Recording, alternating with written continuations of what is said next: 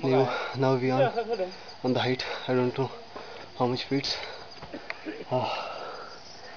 Yeah. Mandar थक गए बेचारे. बापरे. छातीचा भाता झाले. डॅम नाही रे, काय ते रेती पसरवली त्याच्यावर मातीवर ना, काहीतरी वेगळं हे वाफे करायची असतील म्हणून उतारावर ठेवली. वेगळी लागवड असेल काहीतरी. नाही का उतार का गेला बघ ना, उतार गेला खाली माती ठेवली बघ ना.